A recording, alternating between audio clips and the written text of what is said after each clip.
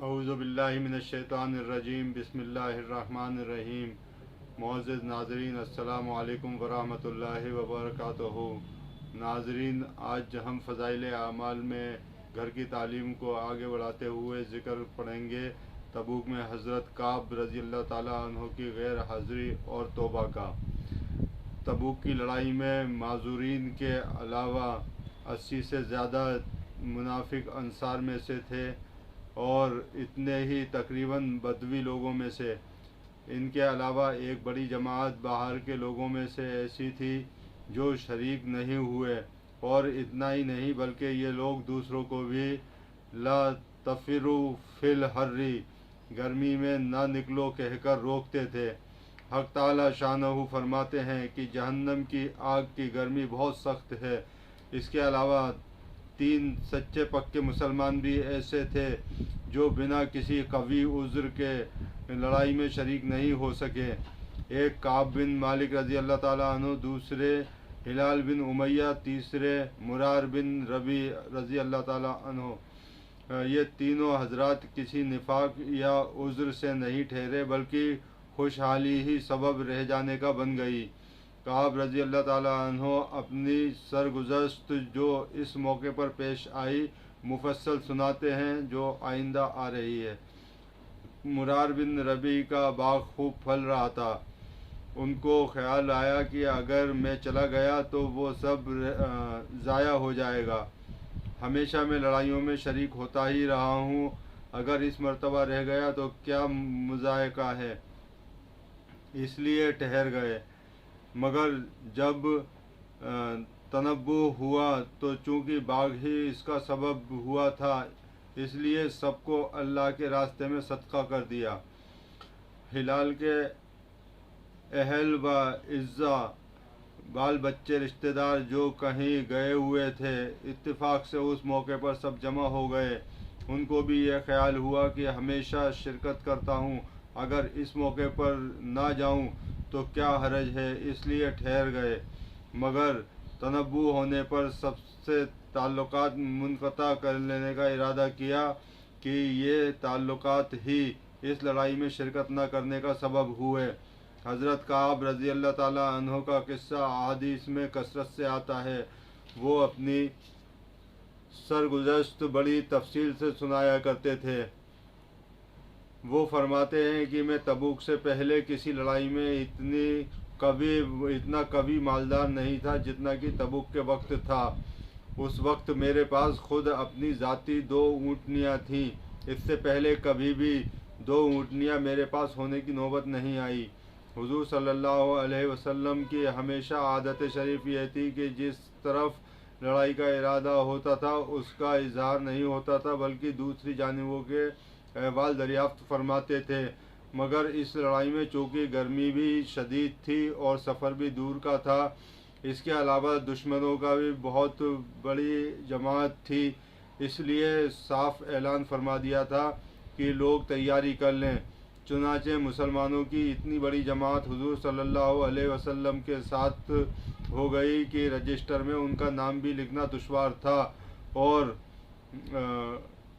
مجمع کی کثرت کی وجہ سے کوئی شخص اگر چھپنا چاہتا کہ میں نہ جاؤں، نہ پتہ چلے تو دشوار نہ تھا۔ اس کے ساتھ ہی پھل بالکل پک رہے تھے۔ میں بھی سامان سفر کی تیاری کا صبح سے ہی ارادہ کرتا رہا، مگر شام ہو جاتی اور کسی قسم کی تیاری کی نوبت نہ آتی۔ لیکن میں اپنے دل میں خیال کرتا کہ مجھے وسعت مال کی زیادتی حاصل ہے، جب ارادہ پختہ کروں گا فوراً ہو جائے گا۔ حالانکہ حضور صلی اللہ علیہ وسلم روانہ بھی ہو گئے اور مسلمان آپ کے ساتھ ساتھ، مگر میرا سامان سفر تیار نہ ہوا۔ پھر بھی یہ خیال رہا کہ 1-2 روز میں تیاری کر کے جا ملوں گا۔ اسی طرح آج کل پر ٹلتا رہا، حتیٰ کہ حضور صلی اللہ علیہ وسلم کے وہاں پہنچنے کا زمانہ تقریباً آ گیا۔ اس وقت میں نے کوشش بھی کی مگر سامان نہ ہو سکا۔ اب میں جب مدینہ طیبہ میں ادھر ادھر دیکھتا ہوں تو صرف وہی لوگ ملتے ہیں जिनके ऊपर निफाक का बदनुमा दाग लगा हुआ था, वे माजूर थे और हुजूर सल्लल्लाहु अलैहि वसल्लम ने भी तबूक पहुंचकर दरियाफ्त फरमाया कि काब रज़ी अल्लाह ताला अन्हु नज़र नहीं पड़ते, क्या बात हुई। एक साहब ने कहा, या रसूल अल्लाह, उसको अपने माल और जमाल की अकड़ ने रोका। हज़रत मुआज़ ने फरमाया कि गलत कहा, हम जहाँ तक समझते हैं वो भला आदमी है। मगर हुजूर सल्लल्लाहु अलैहि वसल्लम ने बिल्कुल सुकूत फरमाया और कुछ नहीं बोले। हत्ता कि चंद रोज़ में मैंने वापसी की खबर सुनी तो मुझे रंज व गम सवार हुआ और बड़ी फ़िक्र हुई। दिल में झूठे झूठे उज़्र आते थे कि इस वक्त किसी फ़र्ज़ी उज़्र से हुजूर सल्लल्लाहु अलैहि वसल्लम के गुस्से से जान बचा लूँ, फिर किसी वक्त माफ़ी की दरख्वास्त कर लूँगा। और इस बारे में अपने घराने के हर समझदार से मशवरा करता रहा, मगर जब मुझे मालूम हो गया कि हुजूर सल्लल्लाहु अलैहि वसल्लम तशरीफ़ ले ही आए तो मेरे दिल ने फ़ैसला किया कि बग़ैर सच के कोई चीज़ निजात नहीं देगी, और मैंने सच सच अर्ज़ करने की ठान ली। हुजूर सल्लल्लाहु अलैहि वसल्लम की आदत शरीफ ये थी कि जब सफ़र से वापस तशरीफ़ लाते तो अव्वल मस्जिद में तशरीफ़ ले जाते और 2 रकत तहियतुल मस्जिद पढ़ते और वहाँ थोड़ी देर तशरीफ़ रखते कि लोगों से मुलाकात फ़रमाएँ।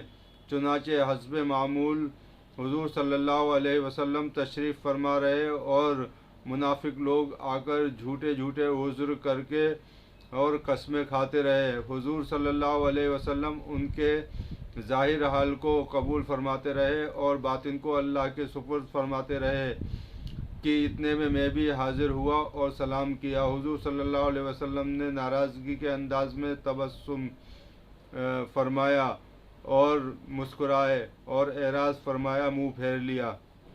मैंने अर्ज़ किया, या अल्लाह के नबी, आपने एराज़ फरमा लिया यानी मुझसे मुँह मोड़ लिया। मैं खुदा की कसम ना तो मुनाफिक हूँ ना मुझे ईमान में कुछ तरद्दुद है। इरशाद फरमाया कि यहाँ मैं करीब होकर बैठ गया। हुजूर सल्लल्लाहु अलैहि वसल्लम ने फरमाया कि तुझे किस चीज़ से रोका, क्या तूने ऊँटनियाँ नहीं खरीद रखी थी? मैंने अर्ज़ किया, या रसूलल्लाह, अगर मैं किसी दुनियादार के पास इस वक्त होता तो मुझे यकीन है कि मैं उसके गुस्से से माकूल उज़्र के साथ खलासी पा लेता कि मुझे बात करने का सलीका अल्लाह ताला ने अता फरमाया। लेकिन आपके मुताल्लिक मुझे मालूम है कि अगर आज झूठ से आपको राज़ी कर लूँ तो करीब है कि अल्लाह जल्ला शाह जलालहू मुझसे नाराज़ होंगे, और अगर साफ साफ अर्ज़ कर दूँ तो आपको गुस्सा आएगा, लेकिन करीब है कि अल्लाह की पाकज़ात आपके इताब को ज़ायल फरमा देगी। इसलिए सच ही अर्ज़ करता हूँ कि वल्लाह मुझे कोई उज़्र नहीं था, और जैसा फ़ारिग व वुसअत वाला मैं उस ज़माने में था किसी ज़माने में भी इससे पहले नहीं हुआ। हुजूर सल्लल्लाहु अलैहि वसल्लम ने इरशाद फरमाया कि अच्छा, उठ जाओ, तुम्हारा फ़ैसला हक़ ताला शानहू फरमाएंगे। मैं वहाँ से उठा तो मेरी कौम के बहुत से लोगों ने मुझे मलामत की कि तूने इससे पहले कोई गुनाह नहीं किया था। अगर तू कोई उज़्र करके हुजूर सल्लल्लाहु अलैहि वसल्लम से इस्तग़फ़ार की दरख्वास्त करता तो हुजूर सल्लल्लाहु अलैहि वसल्लम का इस्तग़फ़ार तेरे लिए काफ़ी था। मैंने उनसे पूछा कि कोई और भी ऐसा शख्स है जिसके साथ ऐसा मामला हुआ हो? लोगों ने बताया, 2 शख्सों के साथ और ये मामला हुआ है कि उन्होंने भी यही गुफ्तगू की जो तूने की, और यही जवाब उनको मिला जो तुझको मिला। एक हिलाल बिन उमैया, दूसरे मुरार बिन रबीआ। मैंने देखा कि 2 सालेह नेक शख्स जो दोनों बदरी हैं वो भी शरीक हाल हैं। हुजूर सल्लल्लाहु अलैहि वसल्लम ने हम तीनों से बोलने की ममानियत फरमा दी कि कोई शख्स हमसे कलाम न करे। ये कायदे की बात है कि गुस्सा उसी पर आता है जिससे ताल्लुक़ होता है, और तंबीह उसी को की जाती है जिसमें उसकी अहलियत भी हो। इसमें इस्लाल सलाह की काबिलियत ना हो, उसको तंबीह कौन करता है? हज़रत काब रज़ी अल्लाह ताला अन्हु कहते हैं, हुजूर सल्लल्लाहु अलैहि वसल्लम की ममानियत पर लोगों ने हमसे बोलना छोड़ दिया। اور ہم سے پرہیز کرنے لگے، اور گویا دنیا ہی بدل گئی۔ حالانکہ زمین باوجود اپنی وسعت کے مجھے تنگ معلوم ہونے لگی، سارے لوگ اجنبی معلوم ہونے لگے، در و دیوار اوپرے بن گئے۔ مجھے سب سے زیادہ اس کی فکر تھی کہ میں اس حال میں مر گیا تو حضور صلی اللہ علیہ وسلم جنازے کی نماز بھی نہ پڑھیں گے، اور خدا نخواستہ حضور صلی اللہ علیہ وسلم کا وصال ہو گیا تو میں ہمیشہ ہمیشہ کے لیے ایسا ہی رہوں گا، نہ کوئی مجھ سے کلام کرے گا، نہ میری نماز پڑھے گا، کہ حضور صلی اللہ علیہ وسلم کے ارشاد کے خلاف کون کر سکتا ہے۔ غرض ہم لوگوں نے 50 دن تک اسی حال میں گزارے۔ میرے دونوں ساتھی تو شروع میں ہی گھروں میں چھپ کر بیٹھ گئے تھے۔ میں سب سے قوی تھا، چلتا پھرتا، بازار میں جاتا، نماز میں شریک ہوتا، مگر مجھ سے کوئی بات نہ کرتا۔ حضور صلی اللہ علیہ وسلم کی مجلس میں حاضر ہو کر سلام کرتا اور بہت غور سے خیال کرتا کہ حضور صلی اللہ علیہ وسلم کے لب مبارک جواب کے لیے ہلے یا نہیں۔ نماز کے بعد حضور صلی اللہ علیہ وسلم کے قریب ہی کھڑے ہو کر نماز پوری کرتا اور آنکھ چرا کر دیکھتا کہ حضور صلی اللہ علیہ وسلم مجھے دیکھتے ہیں یا نہیں۔ جب میں نماز میں مشغول ہوتا تو حضور صلی اللہ علیہ وسلم مجھے دیکھتے، اور جب میں ادھر متوجہ ہوتا تو حضور صلی اللہ علیہ وسلم منہ پھیر لیتے اور میری جانب سے اعراض فرما لیتے۔ غرض یہی حالات گزرتے رہے، اور مسلمانوں کا بات چیت بند کرنا مجھے پر بھاری ہو گیا، تو میں ابو قتادہ رضی اللہ تعالیٰ عنہ کی دیوار پر چڑھا۔ وہ میرے رشتے کے چچا زاد بھائی تھے اور مجھ سے تعلقات بھی بہت زیادہ تھے۔ میں نے اوپر چڑھ کر سلام کیا، انہوں نے سلام کا جواب نہ دیا۔ میں نے ان کو قسم دے کر پوچھا، کیا تمہیں معلوم نہیں مجھے اللہ اور اس کے رسول صلی اللہ علیہ وسلم سے محبت ہے؟ انہوں نے اس کا جواب بھی نہیں دیا۔ میں نے دوبارہ قسم دے کر پوچھا، کیا تمہیں معلوم نہیں مجھے اللہ اور اس کے رسول صلی اللہ علیہ وسلم سے محبت ہے؟ انہوں نے اس کا جواب نہ دیا۔ وہ پھر بھی چپ رہے۔ میں نے تیسری مرتبہ پھر قسم دے کر پوچھا، انہوں نے کہا، اللہ جانے اور اس کا رسول۔ یہ سن کر میری آنکھوں سے آنسو نکل پڑے اور وہ وہاں سے لوٹ آیا۔ اسی دوران ایک مرتبہ مدینہ کے بازار میں جا رہا تھا کہ ایک قبطی کو نصرانی تھا اور شام سے مدینہ منورہ اپنا غلہ فروخت کرنے آیا تھا۔ یہ کہتے ہوئے سنا کہ کوئی کعب بن مالک کا پتہ بتا دو۔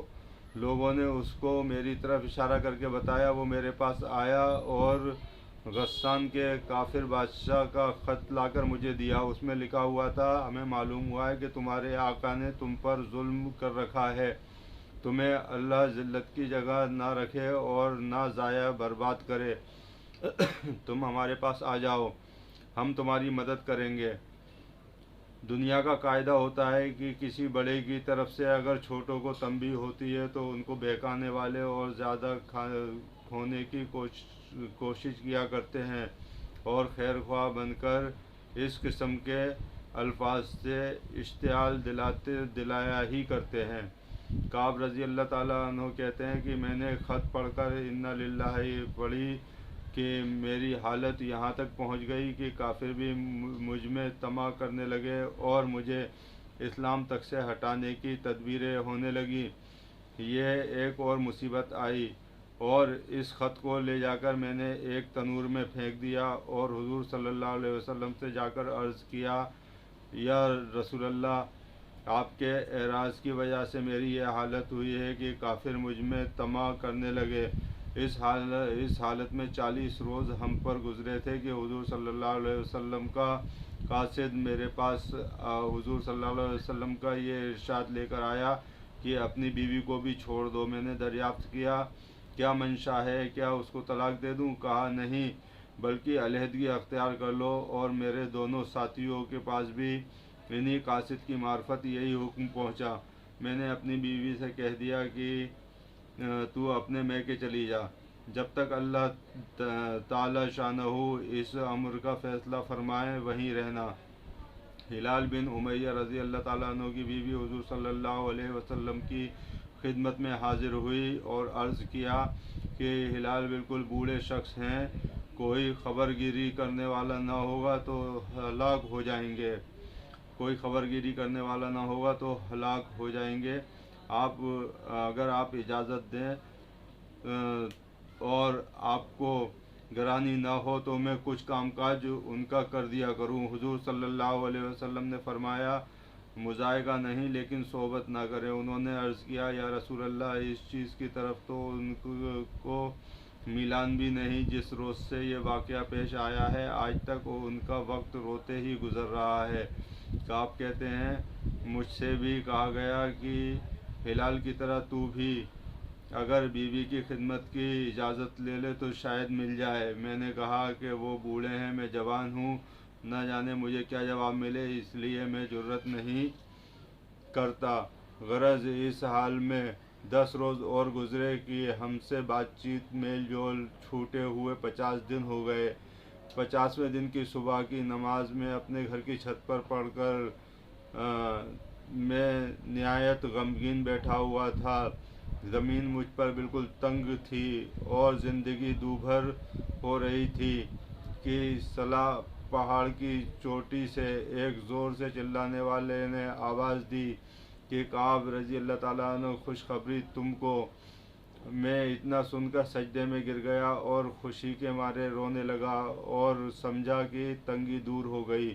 حضور صلی اللہ علیہ وسلم نے صبح کی نماز کے بعد ہماری معافی کا اعلان فرمایا، جس پر ایک شخص نے تو پہاڑ پر چڑھ کر زور سے آواز دی کہ وہ سب سے پہلے پہنچ گئی۔ اس کے بعد ایک صاحب گھوڑے پر سوار ہو کر بھاگے ہوئے آئے۔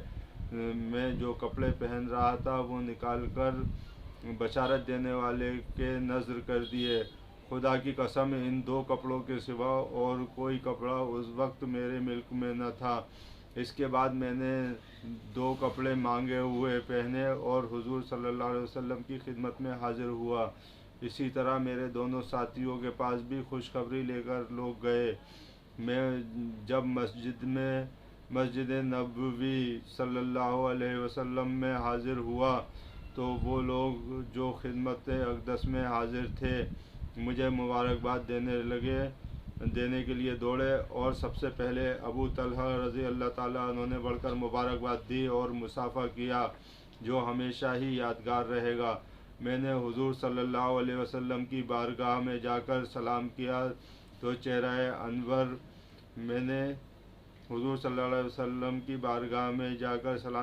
چہرہ انور کھل رہا تھا اور انوار خوشی کے چہرے سے ظاہر ہو رہے تھے۔ حضور صلی اللہ علیہ وسلم کے چہرہ مبارک خوشی کے وقت میں چاند کی طرح چمکنے لگتا تھا۔ میں نے عرض کیا یا رسول اللہ، میری توبہ کی تکمیل یہ ہے کہ میری جائیداد سے جو وہ سب اللہ کے راستے میں صدقہ ہے کہ یہ ثروت ہی اس مصیبت کی سبب بنی تھی۔ حضور صلی اللہ علیہ وسلم نے فرمایا کہ اس میں تنگی ہوگی، کچھ حصہ اپنے پاس بھی رہنے دو۔ میں نے عرض کیا کہ بہتر ہے۔ خیبر کا حصہ رہنے دیا جو مجھے سچ ہی نے نجات دی، اس لیے میں نے عہد کر لیا کہ ہمیشہ ہی سچ بولوں گا۔ یہ نقل کیا گیا ہے پورا واقعہ در منصور سے۔ فائدہ یہ ہے صحابہ کرام کی اطاعت اور دینداری کا اور اللہ کے خوف کا نمونہ۔ ہمیشہ جنگ میں یہ حضرات شریک رہتے تھے۔ ایک مرتبہ کی غیر حاضری پر کیا کیا عتاب ہوا اور اس کو کیا فرمانبرداری سے برداشت کیا کہ 50 دن رو کر گزار دیے اور مال کی جس کی وجہ سے یہ واقعہ پیش آیا تھا وہ بھی صدقہ کر دیا، اور کافروں نے طمع دلائی تو بجائے مشتعل ہونے کے اور زیادہ پشیمان ہوئے اور اس کو بھی اللہ کا عتاب اور حضور صلی اللہ علیہ وسلم کے اعراض کی وجہ سے سمجھا کہ میرے دین کا ضعف اس درجے تک پہنچ گیا کہ کافروں کو اس کی طمع ہونے لگی کہ وہ مجھے بے دین بنا دیں۔ ہم لوگ بھی مسلمان ہیں، اللہ اور اس کے پاک رسول صلی اللہ علیہ وسلم کے ارشادات بھی سامنے ہیں۔ بڑے سے بڑا حکم نماز ہی کا لے لو کہ ایمان کے بعد اس کے برابر کوئی بھی چیز نہیں۔ کتنے ہیں جو اس حکم کی تعمیل کرتے ہیں، جو کرتے بھی ہیں وہ کیسے کرتے ہیں۔ اس کے بعد زکوٰۃ اور حج کا تو پوچھنا ہی کیا، اس میں تو مال بھی خرچ ہوتا ہے۔ حضرات، ان سارے واقعات سے ہمیں پتہ چلتا ہے کہ صحابہ اکرام رضی اللہ تعالیٰ عنہ کے دل میں کتنا خدا کا خوف تھا اور کس طریقے سے اپنے حضور صلی اللہ علیہ وسلم کے ہر حکم کی فرما برداری کرتے تھے۔ حضرات، اسی طریقے سے آگے بھی فضائل اعمال کا گھر کی تعلیم کا سلسلہ جاری رہے گا۔ فی الحال آپ سے اجازت چاہتا ہوں۔ السلام علیکم ورحمۃ اللہ وبرکاتہ۔